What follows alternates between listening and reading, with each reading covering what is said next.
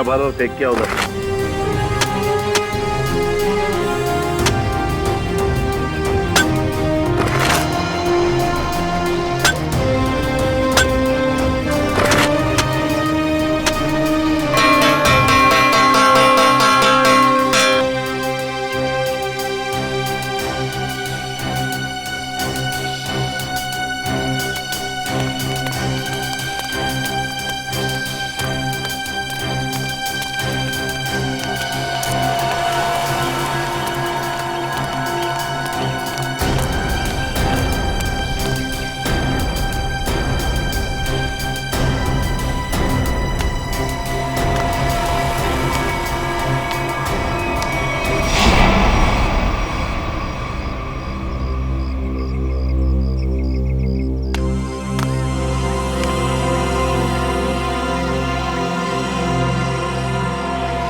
ए बेटा, मैं लाइन में तुमसे पहले खड़ा हूँ, जाओ पीछे खड़े हो जाओ। अच्छा, अब तुझसे सीखना पड़ेगा क्या करना है क्या नहीं। चुपचाप खड़े रहने तो फूट जाएगा। अपने बड़ों से ऐसे बात करते हैं क्या? एक बार बोला ना, देखो चुप बैठने के लिए समझ में नहीं आता। चल।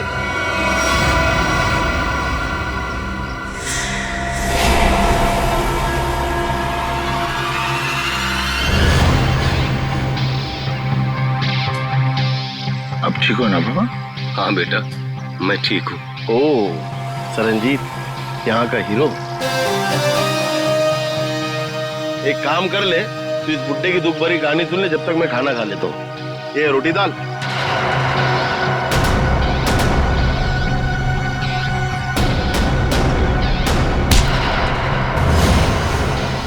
खाना बाद में खाना। ले बाबा से माफी मांग। माफी तो नहीं मांगूंगा।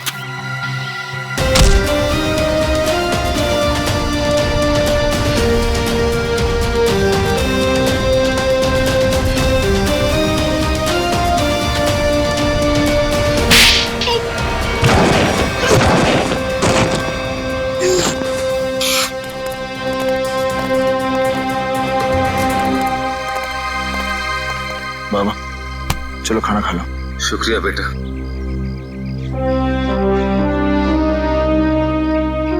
सरंजीत, सीआईडी ऑफिसर्स तुमसे मिलना चाहते हैं।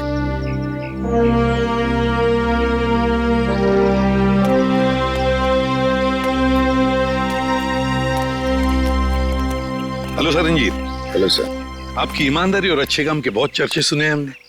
आप तो एक सच्चे आईएएस ऑफिसर थे। आप मेरी तारीफ करके मुझे शर्मिंदा मत कीजिए एसीपी साहब। मैं बस अन्याय और अत्याचार बर्दाश्त नहीं कर सकता। ये तो बहुत अच्छी बात है। वैसे हमें क्यों बुलाया आपने यहाँ पर? एसीपी साहब, मैं सीआईडी की मदद लेना चाहता हूँ। हमारी मदद? इंस्पेक्टर अभिजीत, मैं चाहता हूँ कि आप एक एक्सीडेंट केस की इंक्वायरी करो।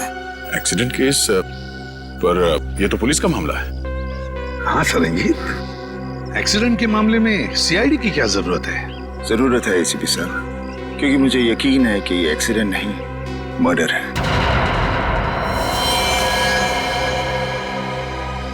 मर्डर?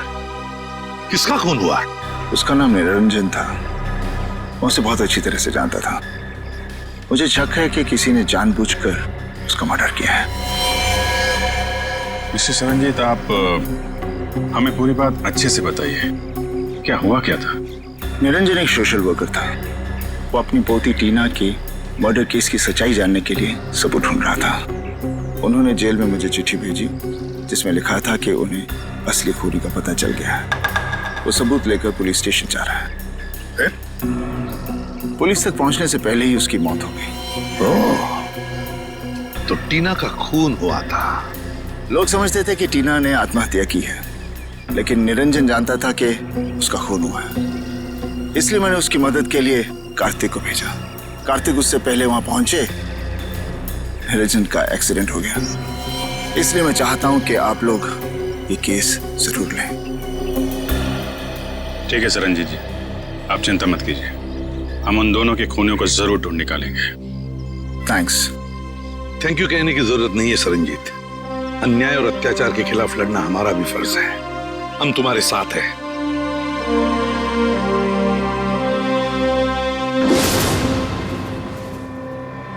मुझे अपने आप पे इतना गुस्सा आ रहा है।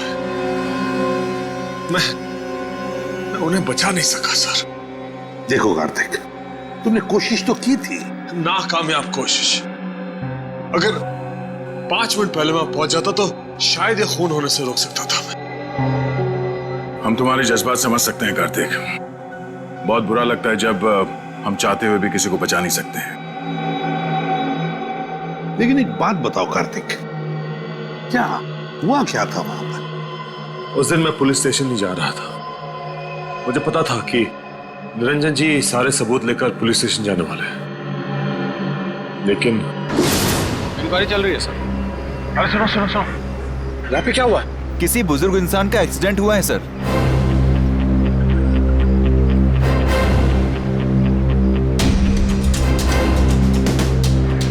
जी जी हाँ सर, खबर लगती है आपको मैं खबर करता हूँ। निरंजन जी? जी सर। सर ये मिला है। बटुआ, ये टूटा हुआ चश्मा, घड़ी और फोन, इसके अलावा और कुछ नहीं सर, बस इतना ही सामान है। सर इसका मतलब खूनी ने निरंजन जी को मारने के बाद सारे सबूत वहां से उठा लिए थे। मगर कार्तिक, जब तुम्हें पता था कि वहां से सारे सबूत गायब है, तो उसी वक्त तुमने पुलिस को क्यों नहीं बताया है? सर पुलिस मुझसे वहां सबूत होने का सबूत मांगती है जो मैं दे नहीं सकता था। सनी जी ने मुझे कहा था और मैंने विश्वास कर लिया, लेकिन पुलिस मेरा विश्वास क्यों करती? अब वैसे भी इस केस से मेरा कोई लेना देना ही नहीं है। ठीक है Kartik, thank you very much मदद के लिए। अगर मेरी जरूरत पड़े please let me know. Thank you sir. Sir हमें उस एक्सीडेंट की जगह जाकर तहकीकात करनी चाहिए। हाँ दया, और इस टीना की मौत की भी तहकीकात करनी पड़ेगी। हाँ सर, निरंजन जी के पास सबूत भी था कि टीना की मौत एक आत्महत्या नहीं बल्कि मर्डर है, और इसी सबूत को मिटाने के लिए निरंजन जी का खून भी कर दिया खूनियों ने। टीना की मौत में कोई ना कोई गड़बड़ जरूर है, कोई ना कोई गड़बड़ जरूर है। पता लगाना पड़ेगा कि टीना ने क्या खुद बालकनी से कूदकर जान दे दी, या फिर किसी ने उसे धक्का दे दिया।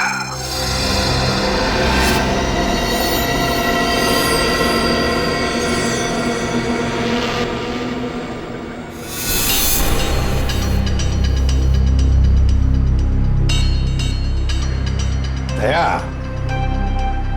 टीना जो अपनी घर की बालकनी में से गिरी, वो बिल्कुल यहां आके गिर गई, यहां पर, है ना?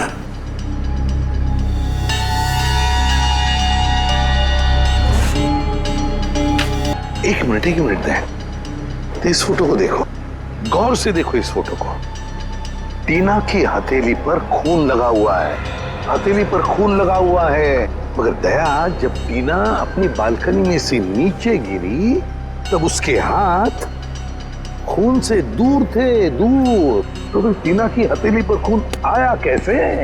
हाँ सर, जमीन पर खूनी हथेली के छाप यहाँ देखिए। हाँ जमीन पर पड़ी है। हाँ सर, ये देखिए उसके शरीर से काफी दूर है, मतलब हाथ पे खून लगना तो असंभव है सर। एग्जैक्टली, इसका एक ही मतलब है दया, जो कुछ भी हुआ है टीना के घर में ही हुआ, टीना के घर में। निरंजन जी का एक्सीडेंट यहाँ पे हुआ था। ट्रक उस तरफ से आया था और वो पुलिस स्टेशन जा रहे थे। हाँ सर, जब ट्रक वहां से आ रहा होगा तभी निरंजन जी यहाँ से रास्ता क्रॉस कर रहे होंगे और एक्सीडेंट हो गया होगा। लेकिन फ्रेडी, पुलिस के मुताबिक एक्सीडेंट का कोई चश्मदीद गवाह है ही नहीं। एक काम करते हैं, वहां चल के देखते हैं जहां से ट्रक आया था। अरे ये क्या, ये रास्ता तो बंद है। सर फिर तो ट्रक यहाँ से आया ही नहीं होगा। वही तो फ्रेडी, जरा बुलाओ उसको। अरे सुनो भाई, एक मिनट। हाँ ये कब से चल रहा है काम यहाँ पे? 1 हफ्ता हो गया सर। 1 हफ्ता? हाँ। ये 2-3 दिन पहले यहाँ पे कोई ट्रक खड़ा था क्या? अरे सुनो भाई, एक मिनट। हाँ, सुनो भाई, एक मिनट। हाँ, ये कब से चल रहा है काम यहाँ पे? 1 हफ्ता हो गया सर। 1 हफ्ता? हाँ। 1 हफ्ता? ये 2-3 दिन पहले यहाँ पे कोई ट्रक खड़ा था क्या? मैंने तो नहीं देखा सर। अच्छा ठीक है, जाओ। सर अगर ये रास्ता पिछले 1 हफ्ते से बंद है तो फिर इस ट्रक ने निरंजन जी को पीछे से कैसे मारा?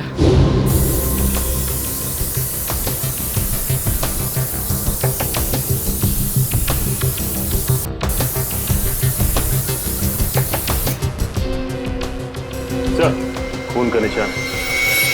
मैंने कहा था ना दया, जो कुछ भी हुआ यहीं पे हुआ, यहीं पे। क्योंकि ट्रक वहां से आया और शायद यहीं कोने पे खड़ा हो गया। यहाँ खड़ा होकर निरंजन जी का इंतजार करता रहा और जैसे ही निरंजन जी दिखे ट्रक ने उनको उड़ाया और वापस मेन रोड से फरार। लेकिन सर इतने बड़े ट्रक को किसी ने तो देखा होगा। हाँ फ्रेडी, किसी ने तो देखा होगा।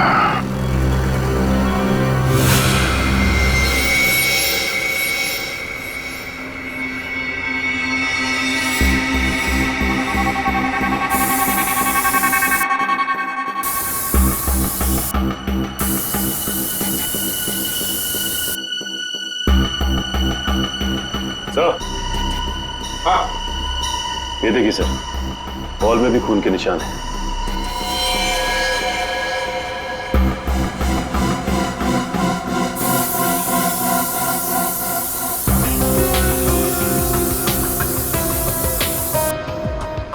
यहाँ पे तो कुछ नहीं है सर।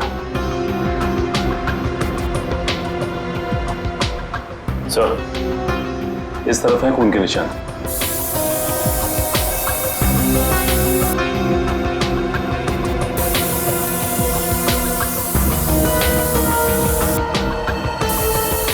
इधर भी।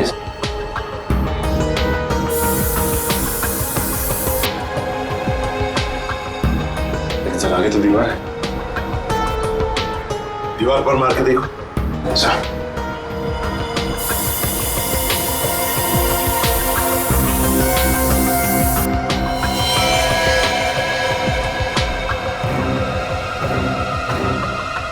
ये देखो दया, खून के निशान है, लेकिन दिखाई नहीं पड़े क्योंकि खूनी ने सारे खून के निशान मिटा दिए थे। लेकिन टीना की मौत कैसे हुई होगी? टीना पर जरूर किसी ने गोली चलाई थी, जिसकी वजह से उसके खून की चींटे ऐसे दीवार पर उड़ गए। लेकिन सर पुलिस की रिपोर्ट में ऐसे गन शॉट के जख्म का कोई जिक्र है ही नहीं। शायद उन्होंने देखा नहीं होगा।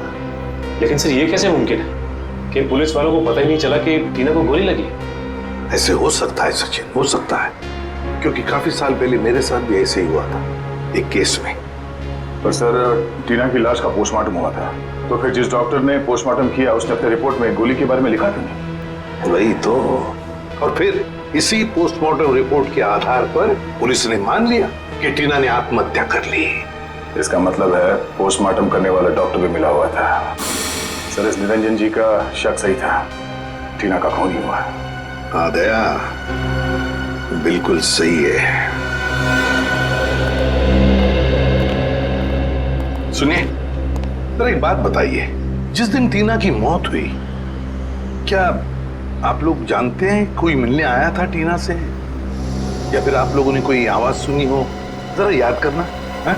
नहीं सर, पर जब टीना गिरी थी तो हमने उसकी चीख सुनी थी सर। किसी ने गोली चलने की आवाज सुनी थी? नहीं सर। मतलब सर गन पे साइलेंसर लगा हुआ था? हो सकता है, हो सकता है। वॉचमैन, तुम्हें तो पता होगा ना कौन आया था टीना से मिलने के लिए? साहब इस बात को 2 महीने हो गए, कुछ याद नहीं है। अच्छा, तो तुम्हारे पास एंट्री रजिस्टर और फिर सीसीटीवी कैमरा तो लगे हुए हैं, वो तो होगा ना उसका रिकॉर्ड? हाँ वो है। बस तो फिर वो एंट्री रजिस्टर और सीसीटीवी का फुटेज दोनों चाहिए हमें। सर, मैंने एक लाल कलर का ट्रक देखा था, वो उस दिन वहां खड़ा था। यहाँ पे खड़ा था, इसीलिए उन लोगों ने नहीं देखा। अच्छा ये बताइए, ट्रक का नंबर याद है आपको? नहीं सर, नंबर तो मैंने नहीं देखा। उस ट्रक ड्राइवर के बारे में कुछ याद है? वो अपनी नीली रंग की शर्ट बदलकर दूसरी शर्ट पहन रहा था। मैंने उससे कहा भी कि वो ट्रक हटाए, मुझे रास्ता साफ करना है, मगर उसने मेरी बातों पर ध्यान ही नहीं दिया। वो ट्रक में ही बैठा रहा। नीले रंग का शर्ट? जी सर, और उस नीले रंग की शर्ट पर एक पीले कलर का बैज भी था। नीली शर्ट और पीला बैज? सर, लगता है वो आदमी किसी सिक्योरिटी एजेंसी के लिए काम करता होगा। हो सकता है फ्रेडी। और कुछ याद है उस ट्रक ड्राइवर के बारे में? उसका चेहरा, वो दिखता कैसा था? उसकी बड़ी सी मूछें थी और दाहिने गाल पर एक मस्सा भी था। बस इतना ही याद है। ठीक है, thank you very much. Freddie, पता लगाओ ऐसी कौन सी सिक्योरिटी एजेंसी है जिसका ड्रेस नीली रंग की शर्ट और पीला बैज है। सर, जिस डॉक्टर ने टीना की नकली पोस्टमार्टम रिपोर्ट बनाई थी वो भी फरार है। एक काम करो, निखिल को बोलो उसके घर पे नजर रखे और जैसे ही वो दिखाई दे हमें तुरंत इन्फॉर्म करें।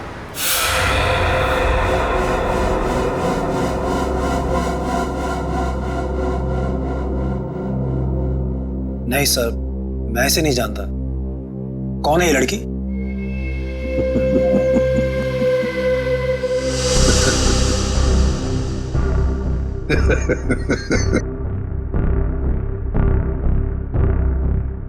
अभी मैं भूल गया था सर। ये लड़की, ये तो टीना है, हमारे ऑफिस में काम करती थी। अच्छा, आखिरी बार टीना से कब मिले थे आप? ये उसकी मौत से शायद 2-3 दिन पहले। कहाँ मिले थे?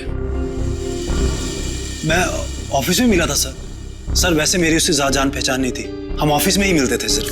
अच्छा अच्छा अच्छा, ऑफिस में ही मिलते थे? जी सर। सचिन, सर,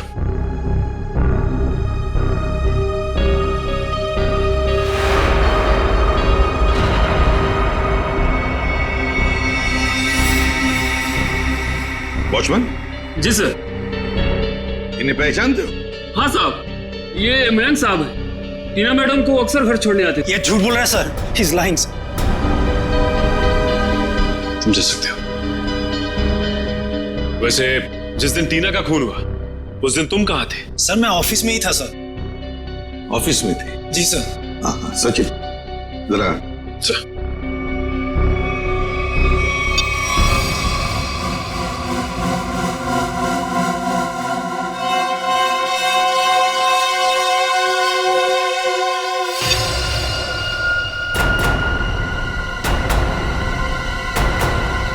तुम ऑफिस में थे तो फिर ये कौन है? उसका कोई जुड़वा भाई भी है क्या? सर, है? नहीं। सच सच बताओ, टीना के घर गए थे या नहीं? बताओ। हाँ सर। कितने बजे गए थे? ये 12:15-1 के आसपास के। 12:15-1 के आसपास। ये देखो, तुम बिल्डिंग के अंदर 11 बजे गए थे और बिल्डिंग से बाहर निकले 11:15 बजे। हो सकता है सर, मैंने टाइम नहीं देखा था सर। मैं उसकी बिल्डिंग के बाहर गया, मैंने दरवाजा खटखटाया पर किसी ने खोला नहीं। फिर मैं वापस चला आया सर। मैं मतलब 45 मिनट तक तुम टीना के घर का दरवाजा खटखटाते रहे हैं? शक्ल से बेवकूफ लगते हैं हम लोग।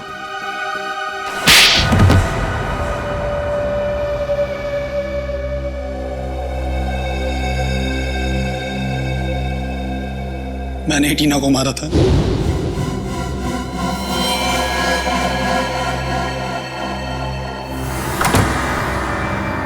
हाय टीना।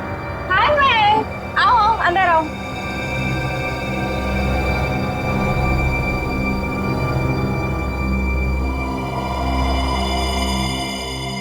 अरे कैसे हो? अच्छा। अच्छा बैठो, मैं पानी लेकर आती हूँ। हाँ।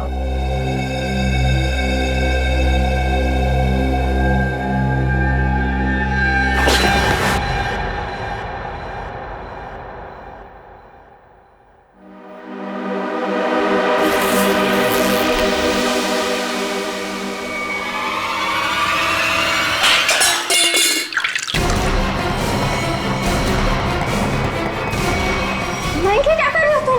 I'm sorry टीना। नहीं, तुम पागल हो गए हो प्लीज मुझे छोड़ दो। मयंक नहीं। I am sorry. नहीं नहीं नहीं मयंक।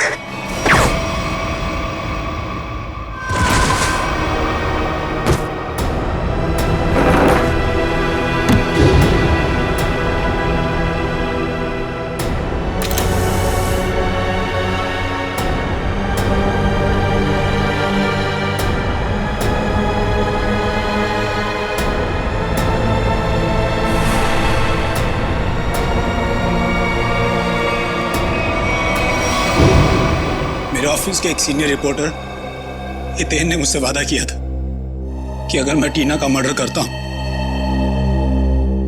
तो वो मुझे प्रमोशन दिलाएगा। सिर्फ प्रमोशन के लिए तुमने एक निर्दोष लड़की की जान ले ली? हा? समझ में नहीं आ रहा तुम कैसे इंसान हो। ले जाओ इसे। चलो चलो।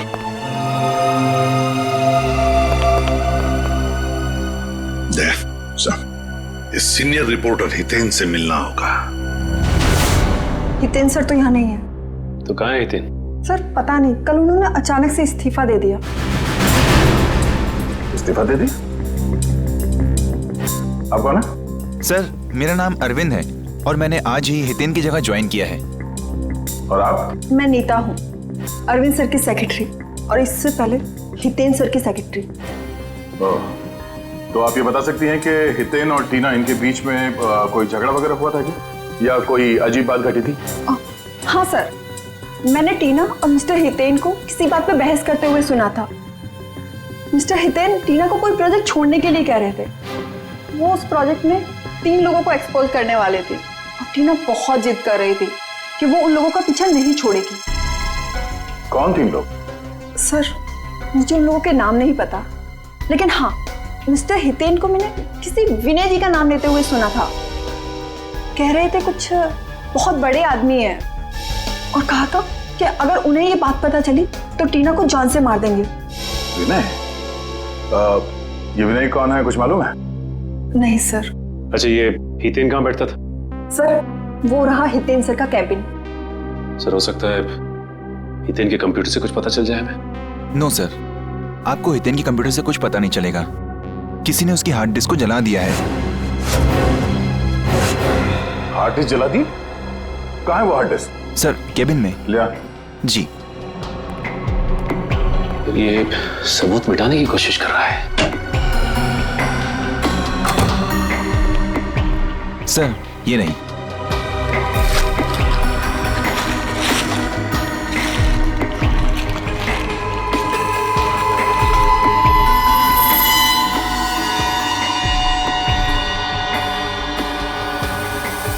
सर ये हितेन तो बहुत चालाक निकला। लगता है हार्ड डिस्क पे एसिड डाल दिया है, पूरा डाटा खराब हो गया होगा।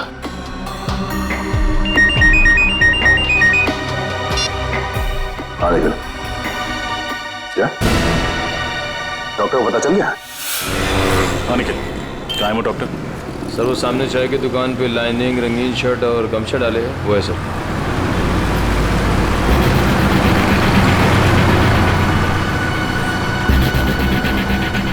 चलो मिलते हैं उससे, लेकिन ख्याल रखना वो भाग ना जाए।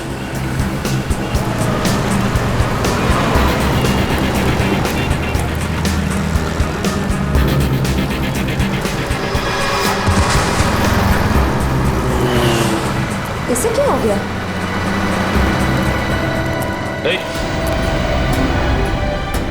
डॉक्टर साहब, सर ये तो मर गया। मर गया? हाँ सर। लेकिन अभी तो अच्छा खासा छाक। सर लगता है किसी ने इसकी चाय में जहर मिला दिया। निखिल एम्बुलेंस बुला। श्रेया, क्या मिला तुमने चाय में जो पीते ही उस आदमी की मौत हो गई? नहीं साहब, मैंने तो ऐसा कुछ भी नहीं किया। कुछ भी नहीं किया तो तुम्हारी दुकान की चाय पीकर उसकी मौत कैसे हो गई? अरे मैडम, मैं तो उसको जानता भी नहीं, फिर मैं उसे क्यों मारूंगा? आपको विश्वास नहीं होता ना, तो मैं चाय पी के दिखाता हूँ।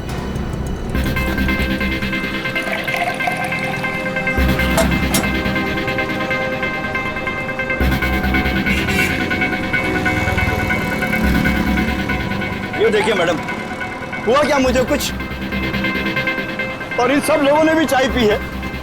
अगर चाय में जहर होता तो इनको कुछ होता। इनको कुछ हुआ क्या? बरसों से मैं ये चाय की दुकान चला रहा हूँ, अब मेरे धंधे को चौपट क्यों कर रहे हैं सर? सर बात तो उसकी सही है, बाकी किसी को कुछ भी नहीं हुआ। हाँ श्रेया, लेकिन किसी ने तो उस चाय में जहर मिलाया था। कौन हो सकता है?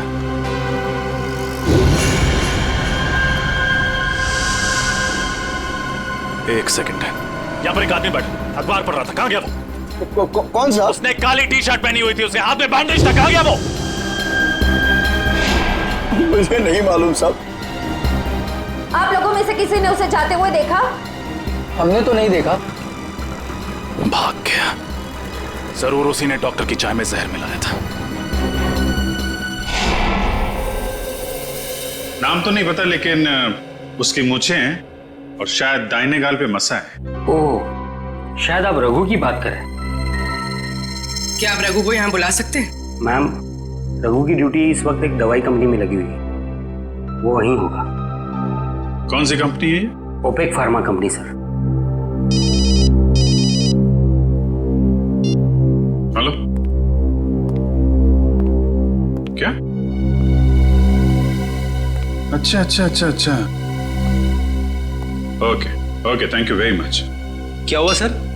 विनय का पता चल गया है, वो भी उसी जेल में है जिस जेल में सरनजीत है। हम तुमसे टीना के बारे में पूछताछ करने आए। टीना का नाम तो नहीं भूलोगे तुम?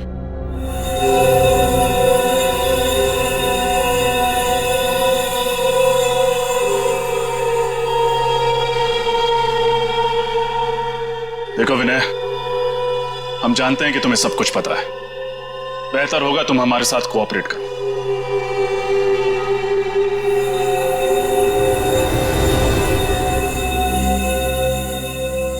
देखा सर, कहा था ना मैंने, ये कुछ नहीं बोलेगा। बड़ा आदमी है ना, और इसे अच्छी तरह से मालूम है कि ये जेल में है और कोई इसे हाथ में नहीं लगा सकता। सर, बड़ा बिजनेसमैन था ये, और इस बड़े बिजनेसमैन ने कोई तो बड़ा कांड किया है।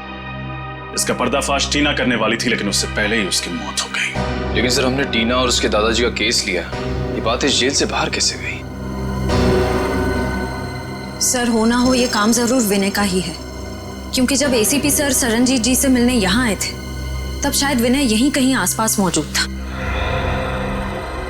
जरूर ये खबर विनय ने ही बाहर भेजी होगी, क्योंकि उसी के बाद रघु और सीनियर एडिटर हितेन रफू चक्कर हो गए और पोस्टमार्टम करने वाले डॉक्टर का खून हो गया। ये नामुमकिन है सर, क्योंकि विनय को किसी से भी मिलने की इजाजत नहीं। अनिल जी सर, यहाँ आप इनसे पूछ सकते हैं, ये हमेशा विनय पर नजर रखते हैं। जी सर, साहब ठीक कह रहे हैं, यहाँ विनय जी के ड्राइवर के अलावा कोई नहीं आता। ड्राइवर? अच्छा, वो क्यों इनसे मिलने के लिए आता है? सर, विनय जी जेल का खाना नहीं खाते हैं, तो उनका ड्राइवर उनके लिए घर से खाना लाता है। विनय के ड्राइवर से मिलना होगा, वही बताएगा कि ये खबर अंदर से बाहर कैसे गई। मैं तो विनय सर के घर से टिफिन का डब्बा लेकर जेल में देने के लिए जाता था सर। झूठ बोल रहे हो तुम। सच तो यह है कि तुम रोज विनय से कोई संदेशा लेकर आते थे। बताओ, क्या खबर देता था वो तुम्हें? मुझे नहीं पता साहब, खाने के बाद वो हौलदार मुझे डब्बा वापस देता था साहब, और मैं वो खाली टिफिन का डब्बा आराम बिल्डिंग फ्लैट नंबर 203 में दे देता था साहब।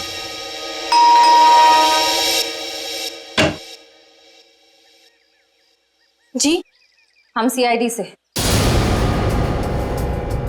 आपसे मिस्टर विनय के बारे में कुछ पूछताछ करनी है। विनय? कौन विनय? बिजनेसमैन विनय, जो फिलहाल जेल की सजा काट रहे हैं और जिनका खाली टिफिन रोज आपके फ्लैट पर पहुंचा दिया जाता है। ऐसा तो कुछ नहीं, लगता है आपको कोई गलतफहमी हुई है। अभी गलतफहमी हुई है या नहीं ये तो पता चल ही जाएगा। फिलहाल ये बताइए, आप कौन हैं और आपके साथ और कौन रहता है इस फ्लैट में? जी, मेरा नाम सिबी है, मैं एक स्टूडेंट हूँ और यहाँ भाड़े पर रहती हूँ, अकेली।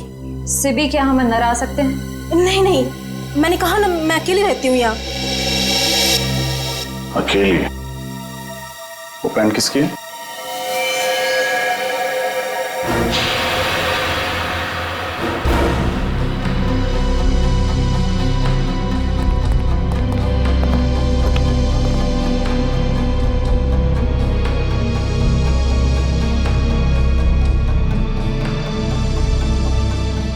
ये पैंट, ये शर्ट आपके तो नहीं लगते?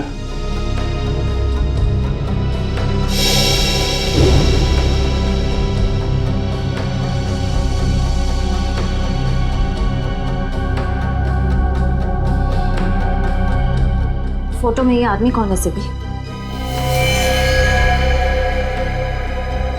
मेरा भाई रघु। ओ, तो ये है रघु जिसने निरंजन जी को ट्रक से उड़ाया था। अभी कहाँ मिलेगा ये रघु? मुझे कुछ नहीं पता सर। रघु कभी मुझे कुछ नहीं बताता। अभी भी थोड़ी देर पहले आया था, पता नहीं कहाँ चला गया। श्रेया, निखिल, तलाशी लो करके।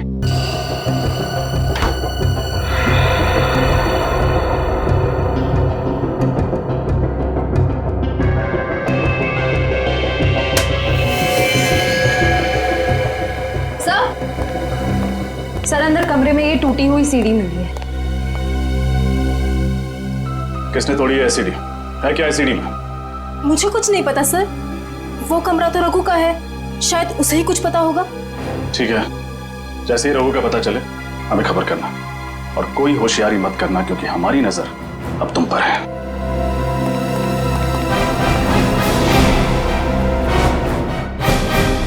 सर रघु के घर जो सीडी मिली थी, डेटा इंजीनियर उस सीडी से कुछ रिकवर कर पाए हैं। हमें उससे अब खत्म करना होगा। सर ये तो वो बिजनेसमैन है विनय। कुछ नहीं कर पाएंगे। और सर ये तो वो सीनियर रिपोर्टर हितेन है। हमारा सारा बना बनाया प्लान बिगड़ जाएगा। नितिन, मैं तुम्हारे साथ पूरा सहमत हूँ। उसका जिंदा रहना ना हमारे लिए ठीक नहीं है। चिंता मत करो दोस्तों, मेरे पास एक और प्लान है।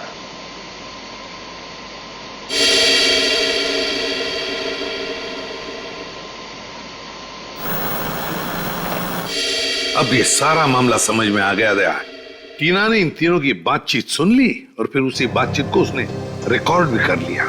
और विनय, हितेन और इस तीसरे अनजान आदमी को किसी तरह से पता चल गया था कि टीना को उनके प्लान के बारे में पता चल चुका है, और इसीलिए इन तीनों ने टीना को मार डाला। लेकिन इस वीडियो में तीसरा अनजान आदमी कौन है, इसके बारे में अभी तक कुछ समझ में नहीं आ रहा है। फिर एक बार ये हितेन और रघु हाथ में आ जाए ना, तो तीसरा आदमी कौन है ये भी पता चल जाएगा। हाँ सरनजीत, गुड। वैसे भी तुम जैसे लोगों की जरूरत जेल के अंदर नहीं, जेल के बाहर ही है। और बता। ओके, ठीक है, and good luck. Okay, Daya, Saranjeet jail से रिहा हो गया। सर ये तो बहुत अच्छी खबर है। अगर सर ये हितेन, रघु और इस तीसरे अनजान आदमी को ढूंढेंगे कैसे सर? विनय, विनय,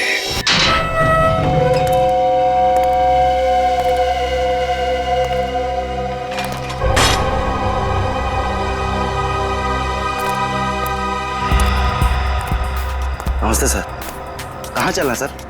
गाड़ी स्टार्ट कीजिए, रास्ता मैं बताता हूँ। जी।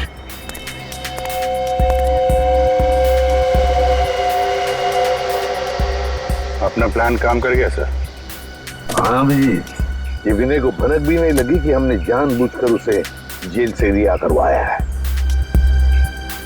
हाँ सर, उसे लग रहा होगा कि उसके अच्छे बर्ताव की वजह से उसे जेल से रिहा किया गया।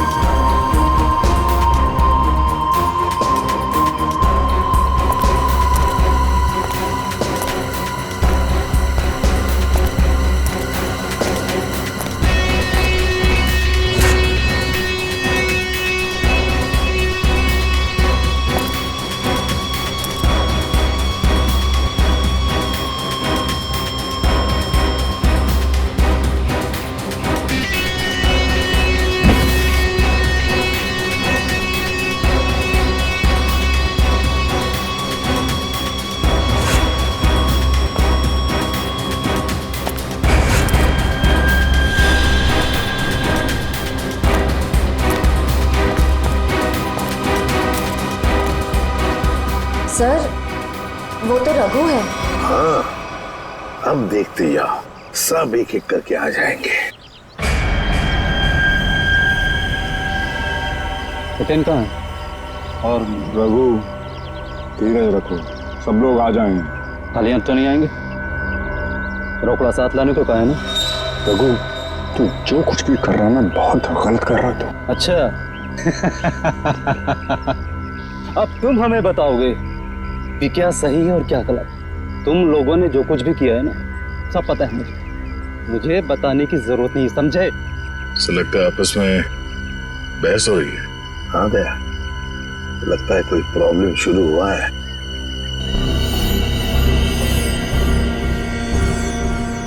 हितेन, तुम भी आ गए? अभी खाली हाथ? मेरी बात याद नहीं तुम लोगों को? रघु, लालच ने तुझे अंधा कर दिया है। नो लेक्चर, ओनली पैसा। पैसा निकालो मेरे, समझे? मैं लेकर नहीं आया हूं पैसे, वो लेकर आ रहा है और मारेगा तुम्हारे मुंह पर सारे पैसे। तुम लोगों की सलामती के लिए तो यही अच्छा होगा कि वो पैसे लेकर आ जाए, वरना मेरे पास तुम लोगों के खिलाफ जो सबूत है वो सीआईडी के पास पहुंचाएंगे। हाँ पूर्वी, क्या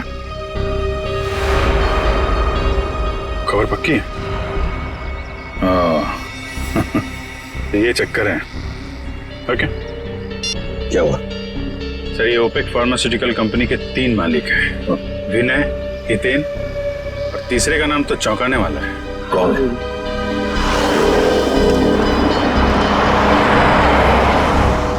लगता ये तीसरा आ गया, तीसरा पार्टनर।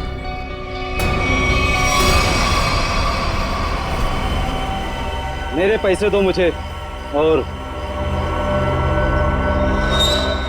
सबूत लेकर जाओ, वरना मैं तुम लोगों को बर्बाद कर दूंगा।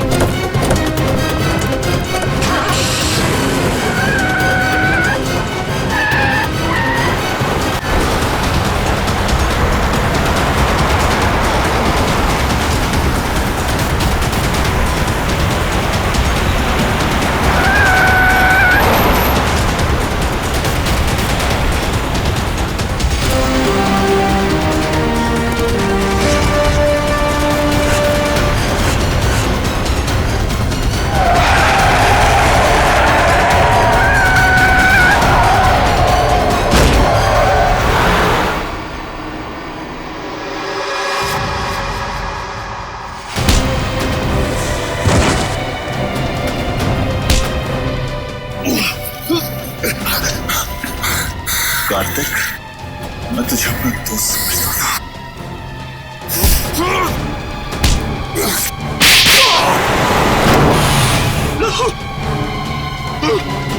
उन दोनों को पकड़ो, छोड़ो मत। भागने का बहुत शौक है तुझे?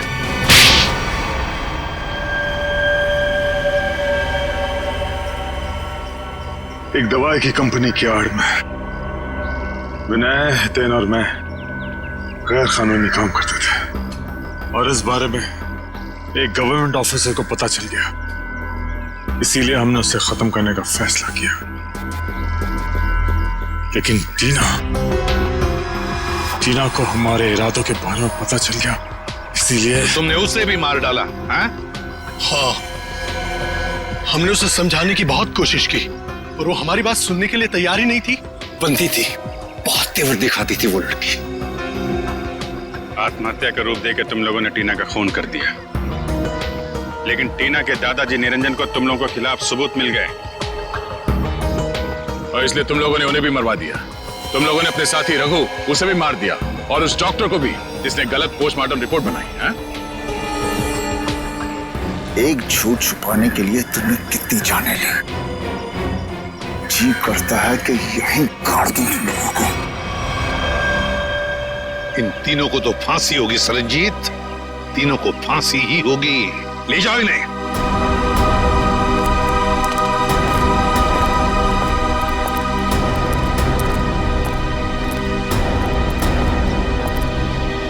सरनजीत,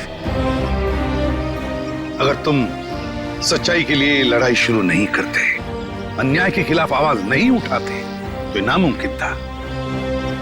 हमें तुम पर गर्व है, वाकई तुम हो सिंह साहब द ग्रेट।